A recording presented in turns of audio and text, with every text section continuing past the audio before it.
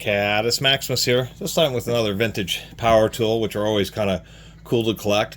People have asked about how long are these safe for, and the epoxy around the motor windings can last. It just depends on how it's been used and stored, but it can last a couple of centuries.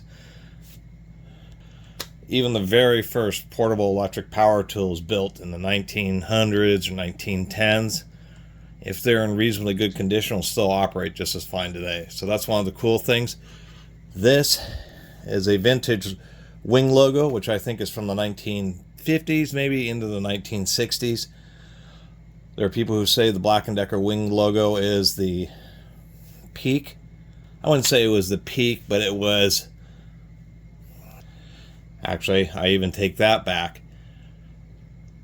From this era, the heavy-duty and extra heavy-duty wing logo tools, even through their logo changes like the hexagon, this grade of tools was really what laid the foundation for so many Black & Decker's great tools. And so people think of the wing logo tools, the heavy-duty ones, as some of the best in class, maybe some of the best power tools made. This, as we can see, is a 5/16 heavy-duty electric drill, an old-school one out of Townsend, Maryland. Actually turns out that even after all these years merging with Stanley, that Black & Decker still has American employees in both Hampstead, Maryland and in Townsend, which would make that plant like 100 years old or something. Worst thing about this drill is that a little bit of chipping on the brush. Got it at the Getting Spot for 12 bucks. Decided to give it a run.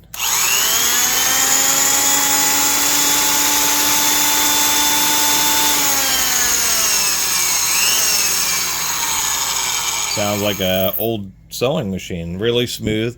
So in this era of tools, motors didn't spin quite as fast.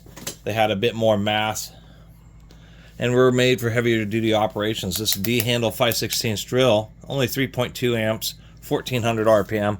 One thing you'll notice is this is before they actually had specific model numbers. We had types, and we can see that this is apparently a type. Wow, I can't even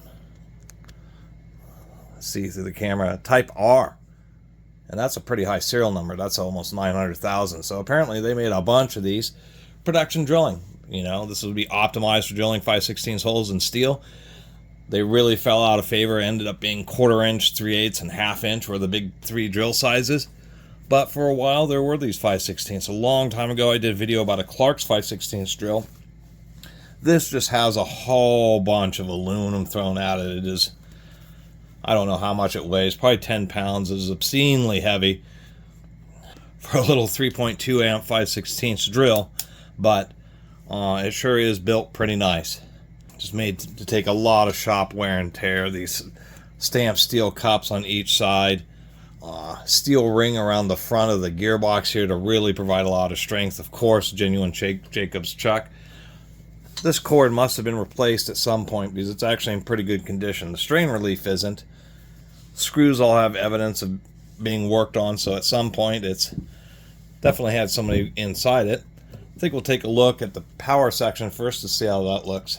Whoops, forgot to hit record there. So with the tightness in this handle, ouch, that wire has gotten a bit squished. This is an old wire. I don't know if this is the original cable, but that insulation is starting to kind of get real mushy. It actually hasn't been burned up. It's just insulation probably been left out in the sun.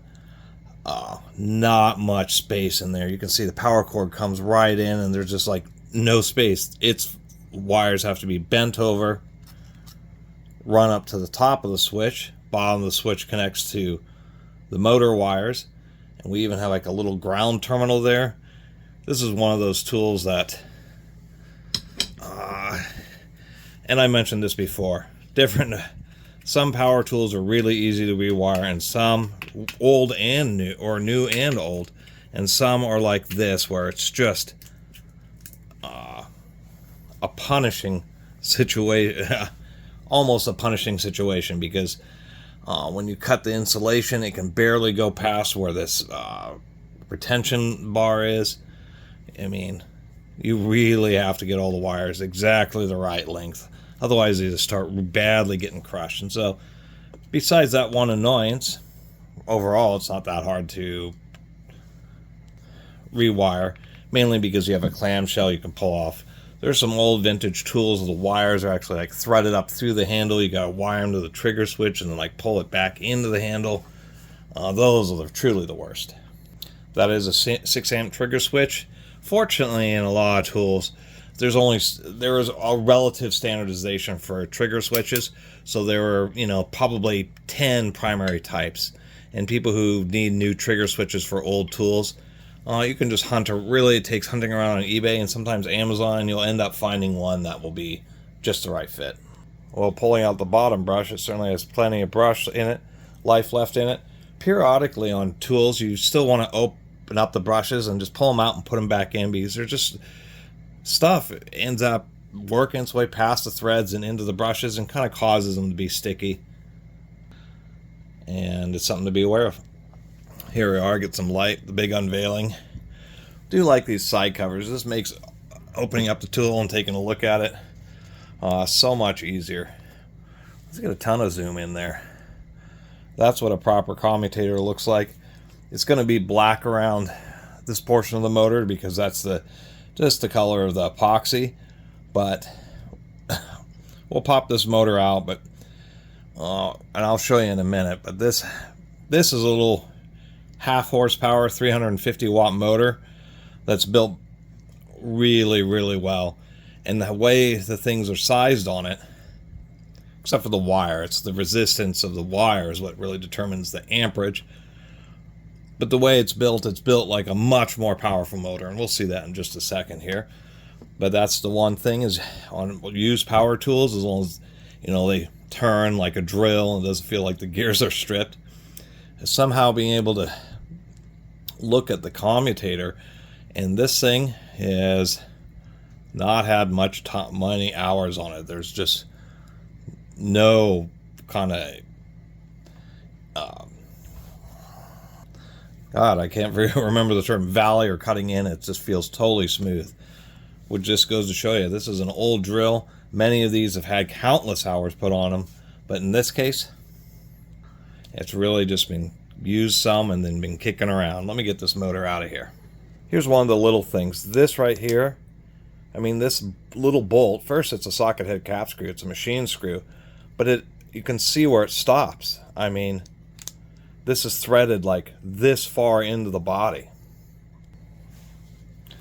Here we go. If you could only smell this grease, it smells like chicken. No, I'm just kidding. So it is an old drill, and a long time ago they put in pretty fine teeth on tools and just relied on some pretty wide gears to take the load, and the finer teeth actually were quieter on straight cut power tools. But it really turns out that under heavy load situations, when kind of push comes to shove, you're better off having fewer, noisier, thicker teeth, because that thicker tooth cross section, the thing about fine teeth is they also don't go very deep into the shaft. When you have coarser teeth, they're also relatively taller. That gives you overall more material in a given diameter. And that's why, modern power tools, sawzalls, all that stuff, they have little 4-tooth arbors. That being said, still a great tool. 1400 RPM. They still are using a double reduction gearbox. Even though this is big enough for them to just put in a large gear right here. That reduces load on the motor spindle and balances out the wear. So it is a good gearbox. We have, of course, ball bearings for this, and a needle bearing with just a bunch of needles for the spindle. Definitely some older grease. We'll be putting in some fresher grease in here. A little noisy. That could eventually be replaced, but I'm not going to put the hours on this drill to really justify it, but maybe in a future restoration video. I did want to mention this, and Black & Decker is one of the few power tools, old or new, that I've ever seen. Obviously, this is a much more expensive gear because it's not just a machine, hardened, tempered gear, but they have this counterbar, which is really, that's a whole nother machining operation. It's a lot more expensive than just grinding a little spindle. And it sits over the top of the ball bearing, which is kind of interesting because from an engineering standpoint, the load is directly in line. So the torque that the motor is applying, if you have something as rigid as this gearbox, it doesn't really make any difference. But when the load is in line and it applies it, the force is more directly onto the bearing. There is not even a hint of bending load, and should make the bearings last longer. But that's only in like heavy industrial machinery. It's just interesting that they have this bearing kind of stuck on that little spot. There's actually just enough space to get a little puller in there to replace it. Well, the field on this is certainly black. That's a result of some grease seeping through the bearing, getting on the fan, and then blowing around in there. But you can see where they've wrapped the field, so it is extremely well protected. I mean, this is just an oily old tool. And now we get a better look at the motor. A lot of these old tools, these bearings have a special, they're a standard set of diameters, but they're extra wide flange. This front bearing actually feels great. In most, especially drills, but almost all power tools, it's because the front, wherever the gear is where it's driving the load. That's usually filled with grease, and so grease always ends up, and the oils from it, getting into the bearing and keeping it constantly lubricated. It's these back bearings that end up having issues because they only have the reserve of grease that comes inside the bearing itself. That being said, this has so few hours, it's not a big deal. So this motor is pretty decently sized. So this is a 1/2 horsepower motor. This is a pretty chonky motor. This is like a 2 horsepower. I can't remember if this thing was a 12 or 15 amp tool that it came out of. But that's where the power comes from. We do have something much longer and much coarser wire. However, if we proportionally look at this does not have quite 4 times the mass of this. Modern motors are, exposed wires, just because they have learned it's not really necessary to do what this does, which is completely wrap and epoxy all the input wires and jute. This is an especially reliable situation or way of protecting the motor, because even heavy duty debris can't jam in there and break a set of wires. It's kind of dark on the top of the motor. It is exposed wires there, but you can see it's just a really extra thick layer of epoxy. If we look at the balancing, it's done just by pressing in these little brass sticks or balancing weights. They use brass because it's non-magnetic. We see a couple weights in there, which is, it's an okay balance motor. This is spinning much slower than a motor like this. I will have to put it that way. But if we look on this one, we do have a wider brush area, but if we look at the diameters of the commutators, they're almost the same between these motors. And this is made to go through at least a couple sets of brushes. Not sure how deep those go, but if we compare it to this Black & Decker, we can obviously see very tall, very thick commutator bars that are made to go through several sets of brushes. This probably could take 4 or 5 sets of brushes or more, depending on how you condition it. Just because they're such thick bars, they're just made to last a lot longer. And of course, the traditional steel fan. So, a lot of power tools go with turbine fans because of the high power concentrations of fast spinning motors, a lot of heat, so they draw more heat by having those kind of fans, but they're not as robust. If you get a lot of sawdust and stuff, it likes to clog these up. These steel fans don't move as much air. That is true, so you have to have, fans that are excessively sized if you want to have a high performance motor. So they generally are paired with slightly lower performance motors. There's a lot of variation to that. But the good thing is they're very difficult to clog, just because they can so easily pass material through. This doesn't even have that steep of blade angles. They could even make those steeper and make it move more air. So of course, this is a candidate for a full cleaning and restoration, and probably clean up real nice. Just wiped out a bulk of the old grease and put in some fresh stuff. Forgot to mention, some of the observant would have noticed that there's an area for an alignment pin. I've talked about that with gears. Gears really need to have straight alignment. A badly aligned gear can wear out 10 times faster than normal. It's a big deal. So many tools have little pegs or some way of making sure that like both halves of the gearbox, when they go back together, are in the exact same alignment so the gear doesn't get cockeyed. This had a provision for that's usually just a little dowel pin. This one didn't have the dowel pin, and it didn't look like it had ever been in there. But it turns out that the fit and the machining with the socket head cap screws and the holes that they go through, that it doesn't shift around. They didn't need to do it because the screws are, and all the tolerances are so good, basically.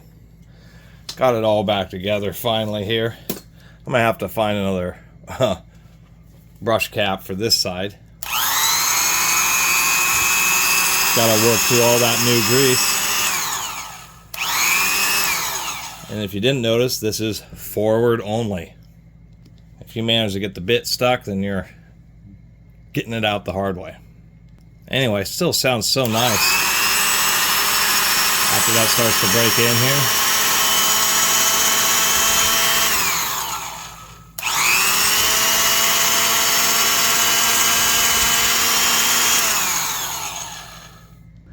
Well, let's see how it does with a regular 1-inch spade bit and pine here. See if it has enough power. I'm not sure.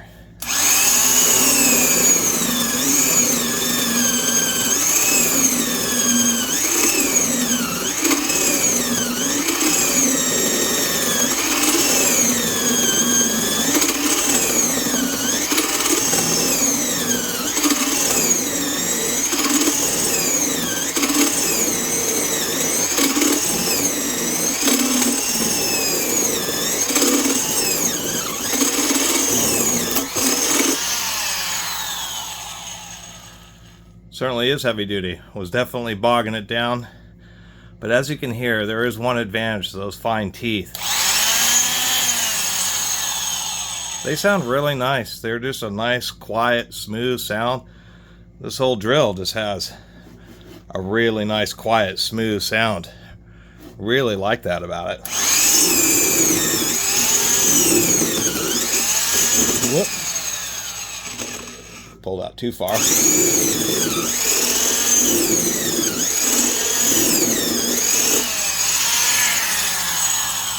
I mean, that's what this is made for. It's just so smooth. It is one of the, old school heavy duty drills that is like a sewing machine. This is a, it's not a replacement for air or pneumatic tools, but in the old days, surprisingly enough, air wasn't quite as common as it is now. I'm not exactly sure what the progressive change was, but that's what these kind of drills are made for. This thing was probably outrageously expensive back in the 50s. I mean, this could have been $100 or more in the 50s. I mean, think about that. A 5/16 D-handle drill that would cost $300 or more, $400 in today's money for a quarter drill. Nobody would pay that, but back in the day, you bought this as a production drill, and whatever you're doing, from cabinet making to just whatever you're building, this was a viable option. It really was meant to last. The only thing I worry about is under a lot of heavy duty use. I worry about those thin gears, but given the capacity of the drill, I mean, the motor spindle was pretty large. I've seen 1/2-inch drills with smaller motor spindles than what this has. So there you have it. I mean, and when people talk about, those cool old metal drills, most of the metal drills, I would say, of the old school ones are just aluminum housing, metal housing drills, but they're just low, not, professional or heavy duty. The heavy duty and professional grade stuff was particularly expensive in the old days, and just not a lot of it was sold. Nor close to all the home utility grade stuff. So that's why you kind of, the right old tools are exceptional. A lot of them are not. And, to really put it in comparison, 3.2 amps, 1400 RPM, This Black & Decker, which is also heavy duty, is 1200 RPM by 3.5 amps, and it has a pretty high speed motor. So this technically will deliver more power than this. But if we were to compare both of these on which one do you really think is going to drill the most holes, I mean, holy smokes. The motor in this is much larger than the motor in this. It's just this is a more modern motor that spins at a higher speed. It uses thicker wires, so they're running more current in a smaller area and just overcoming the cooling with more airflow. But it's a much more high-strung tool with just gears that are smaller. There's no way to get around that. Plastic housing, concentrates heat, etc. You know, variable speed triggers that always want to go out. And so this is a good drill, and for many people something like this would be heavy duty. You just do just about everything somebody would ask of it. It's just in the tough situations where things start to get set apart, when you need to drill a lot of holes in rapid succession, and in any situations you're really loading it up high. We even demonstrate. Here's the sound of this once again.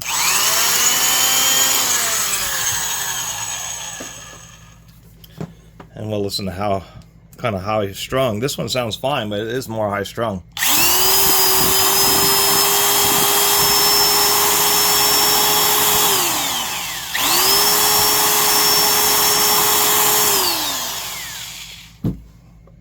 And really modern drills scream even harder than that.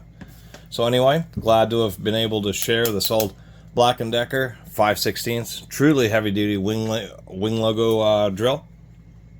And I really appreciate you all watching. And one last thing, versus so many other manufacturers, Black & Decker really did a nice job. The way all this is just, I mean, this thing is beautifully rounded. However you need to hold or grasp this, even though it's, I mean, as far as thickness is concerned, I mean, this drill is about as big around as this one is with the power cord wrapped around it. I always like that about old Black & Decker tools. They were just smoothed over and refined, not a bunch of square, hard edges, that type of stuff. Really nice handle ergonomics. There's not a lot else to say besides hope to find myself even more of these cool old Black & Decker tools.